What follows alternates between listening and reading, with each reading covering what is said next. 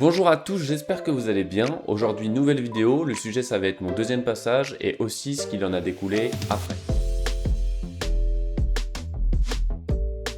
Honnêtement, je pensais que mon deuxième passage serait moins stressant que le premier. Et en fait, je crois que c'est celui qui m'a le plus déstabilisé. Pour ce deuxième passage, en réalité, j'avais 3 points de stress. Le premier, c'était d'essayer de confirmer ce que j'avais fait lors de mon premier passage. Je voulais que le public rigole de la même manière pour me prouver à moi-même que c'était pas un coup de bol, que j'avais pas eu de la chance ce soir-là sur le public, sur le fait de pas oublier mon texte. Donc, j'avais ce stress-là. J'avais en plus le fait que ma copine allait être dans le public. Et ça, c'était la première fois que j'avais des gens que je connais dans le public. Et en plus de ça, mon pote qui est régisseur au Micro Comedy Club allait être présent ce soir-là. Donc il allait également voir mon sketch, ce qui me stressait d'autant plus. Comparé à mon premier passage, ici, le stress était vraiment différent. J'avais comme une sensation d'être attendu parce qu'il y avait des gens que je connaissais dans la salle et donc d'être un peu attendu au tournant sur mon sketch. Ce qui n'était pas du tout le cas la première fois, puisque la première fois, je ne connaissais personne dans la salle. Le public commence à s'installer, donc ma copine est déjà rentrée dans la salle. Je lui dis de pas s'asseoir devant parce que horrible, donc elle s'assoit derrière au fond pour qu'elle soit le plus loin de la scène possible. Pendant que la salle se remplit, moi, en coulisses, je croise mon pote régisseur qui lui me présente à un programmateur d'un autre plateau de stand-up à Nantes qui s'appelle le Lundi de merde. Et il se trouve que cette personne-là joue par hasard ce soir. Donc je prends son contact, on échange un peu. Il m'explique que le Lundi de merde c'est aussi un plateau d'open mic qui lui est ouvert, bien ouvert aux débutants, contrairement à d'autres comme on avait vu la semaine dernière. Donc ça c'est cool. Et il prend mon contact, on s'échange un message sur Insta.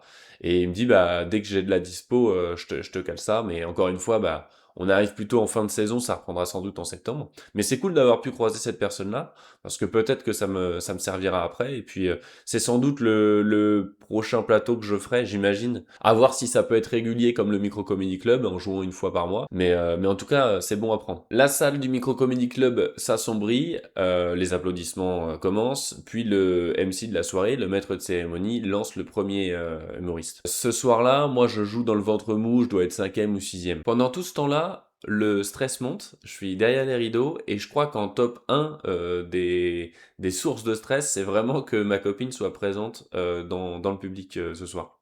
Donc c'est ça qui me stresse. Et là, mon pote vient me voir et me dit qu'en fait, il pourra pas être dispo parce qu'il doit faire l'ouverture d'un spectacle qui a lieu à côté, d'un humoriste pro. Et c'est lui le régisseur de ce spectacle-là. Et que, en fait, avec l'ordre de passage, ça se joue à 5 minutes, mais il va pas pouvoir me voir. Je suis un peu déçu, mais c'est comme ça, quoi. Et donc je le vois qui quitte la salle. Il me souhaite bon courage. Et puis j'attends tranquillement mon passage. Arrive mon tour. Cette fois-ci, je suis plus habitué à la salle. L'humoriste me lance. J'ouvre les rideaux. Je passe à travers la file en regardant mes pieds. Puis j'arrive sur scène et je commence mon sketch. Bizarrement, et je m'y attendais, j'ose pas trop regarder au fond à droite où est présente ma copine. Je regarde plutôt les gens qui sont devant moi et je joue plus avec eux qu'avec le fond de la salle. Que par cette raison-là. J'ai peur de croiser son regard et d'oublier tout mon texte, quoi. Je commence mon intro comme d'habitude, c'est-à-dire en disant que j'ai commencé le stand-up très récemment et que c'est la deuxième fois de ma vie que je monte sur scène ce soir. Et devinez qui lance les applaudissements en première? Forcément, ma copine. Et donc à ce moment-là, par réflexe, je la regarde. Elle est au fond de la pièce, dans un coin un peu sombre, au fond à droite de la salle. Et ça me fait très bizarre de la voir. Et pour le coup, quand je la regarde, j'oublie un peu tout le reste du public. Mais la sensation est très curieuse. Et la voir m'applaudir, c'est curieux aussi. Et en fait, ce moment-là dure qu'une seconde, mais au moment où elle applaudit toute seule pour lancer l'applause, c'est vraiment le moment où je la regarde. Et moi, ça me semble un moment un peu hors du temps, quoi. Très très vite, elle est suivie par toute la salle qui applaudit comme d'habitude à ce moment-là. Je continue mon texte, tout se déroule très bien. J'arrive même à regarder au fond à droite de la salle, donc ça c'est cool. J'arrive voilà à balayer tout le public et à enchaîner mon texte. Cette fois-ci, j'arrive mieux à tenir mon temps. Je crois que je fais 5 minutes 30, contrairement à la première fois où j'avais fait 6 minutes 40. Là, pour le coup, j'arrive vraiment à faire en sorte que mon texte tienne. J'ai plus d'hésitation, que ça rigole ou que ça rigole pas, j'arrive à avancer. J'ai pas de blanc, ça rigole au même endroit, ça se passe plutôt très bien. Et je ne suis pas bloqué par les rires. J'arrive à enchaîner naturellement et je suis plus maître de mon temps que la première fois. Donc tout se déroule très bien. Ce soir-là au Micro Comedy Club, je passe que pour un seul passage. Il n'y a pas 2 passages dans la soirée. Donc je finis mon tour, j'oublie même pas mon téléphone. Je repasse derrière le rideau et je suis surpris de voir mon pote. Et du coup, je lui dis, mais t'avais pas un spectacle à lancer? Et il me dit, bah honnêtement, j'avais trop envie de te voir. Alors j'ai décalé l'entrée du public de 5 minutes. C'était trop bête de te louper à 5 minutes près. Donc du coup, j'ai vu ton sketch. Et j'étais hyper content parce que c'est quand même lui qui m'a lancé. J'étais hyper content qu'il ait vu mon sketch. Donc il a pu me faire ses retours aussi. Et bah, c'était vraiment cool, ça m'a fait plaisir. Je rentre chez moi, il y a tout le moment de débrief dans la voiture, sur le chemin du retour, où ma copine et moi, forcément, on débrief de la soirée, et elle est contente d'avoir enfin pu voir de quoi parlait le sketch. C'est vrai qu'au moment où elle entend ce sketch-là la première fois, il n'y a encore aucune vidéo YouTube qui n'est sortie. Donc elle a aucun indice sur ce sur quoi va parler le sketch. Donc elle est contente de savoir enfin de quoi ça parle. Elle est aussi super fière de moi parce que de m'avoir vu faire et d'avoir vu les gens rigoler, de m'avoir vu écrire, et de voir le fonctionnement après sur scène. Elle est fière de tout ça. Et donc on a tous des briefs qui est vraiment cool. Et en réalité, c'est plutôt la suite qui est étonnante et que je voulais vous raconter. Le lendemain matin, je me réveille et je vois qu'à 23h30, j'ai reçu un message sur Instagram d'une certaine Sylvie, que je ne connais pas du tout. Je vais vous lire le message pour que vous compreniez ce que j'ai pu ressentir. D'ailleurs, je dis une bêtise, elle m'envoie le message à minuit 38. Et donc je le découvre que le matin, et je lis donc: Salut Clément, pour te dire que tu m'as bluffé pour un débutant, franchement, j'ai trouvé cela très bon, très bien amené et jamais utilisé. Bravo, Sylvie. J'ai aucune idée de qui est Sylvie, par contre ça me fait grave plaisir. Quand je lis ça le matin, moi je suis d'abord surpris, puis ensuite je me dis bah c'est super cool, c'est super gentil. Et juste après, il y a 2 trucs qui me surprennent. Un, je ne sais pas du tout qui est Sylvie. 2, je ne sais pas du tout comment elle a retrouvé mon profil Instagram. Faut savoir une chose, en open mic au Micro Comedy Club, il n'y a aucune promotion. Donc, on ne donne pas notre compte Instagram. En plus, contrairement à d'autres comedy clubs, le micro, lui, il ne fait pas de story le lendemain, par exemple, en disant hier soir, on a reçu tel comédien.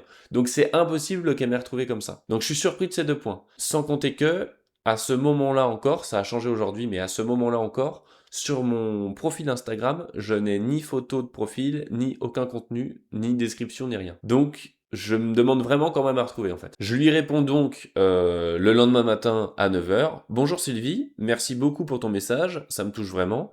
Je débute encore, je joue pour l'instant au Micro Comedy Club une fois par mois, donc ce genre de retour me motive. Et au passage, je suis assez surpris que tu m'aies retrouvé. Mon compte n'a même pas de photo de profil. D'ailleurs, par curiosité, qu'est-ce que tu fais exactement? Parce qu'il se trouve que j'ai eu la curiosité. Pour rappel, moi, j'utilisais pas Insta avant. Donc, j'ai eu cette curiosité d'aller voir quand même le profil de la personne. Et il se trouve que Sylvie a 140 000 followers sur sa page Insta. Donc, je me dis, c'est curieux. Pour moi, elle est forcément soit humoriste, soit dans le milieu. Puisque avoir autant de followers et prendre le temps de m'envoyer un message comme ça, c'est pour ça que je lui demande ce qu'elle fait. Et pour le coup, Sylvie n'est pas n'importe qui, puisqu'elle me dit que depuis 15 ans, elle tient en fait un blog d'humour sur le stand-up nantais. Elle m'explique du coup qu'elle a vu la naissance de gros humoristes comme ça, et même de plateaux de comedy club, d'ouverture de comedy club à Nantes. Elle m'explique que cette aventure a commencé à Nantes, puis s'est poursuivie à Paris, où elle faisait pas mal d'allers-retours pour aller dans des comedy clubs sur la capitale. Elle a même participé au Festival d'Avignon. Bref, c'est vraiment quelqu'un qui est dans le milieu, et du coup, je suis d'autant plus surpris.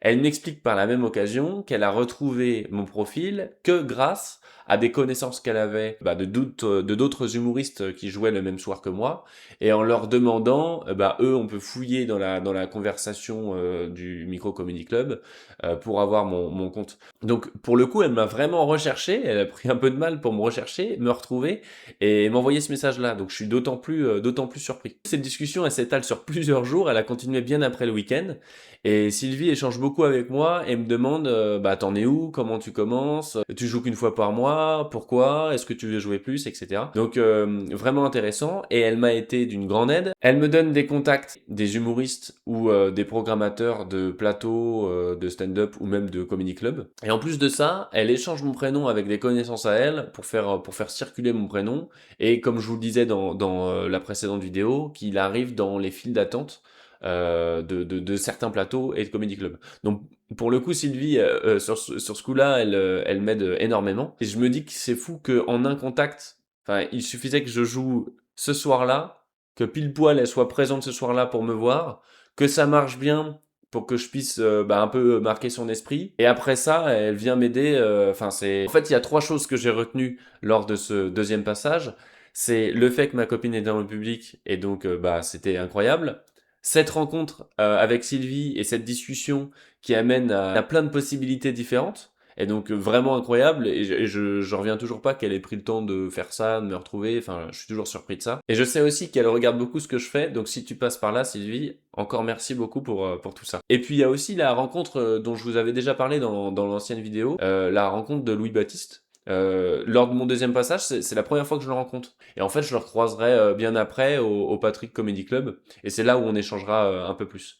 Mais voilà, c'est vraiment les 3 points que je retiens de ce deuxième passage. Et du coup, c'est plus ça qui m'a marqué que le passage en soi. Le passage, je l'ai plus trop en tête. Autant mon premier passage, je me souviens bien où ça rigolait, etc.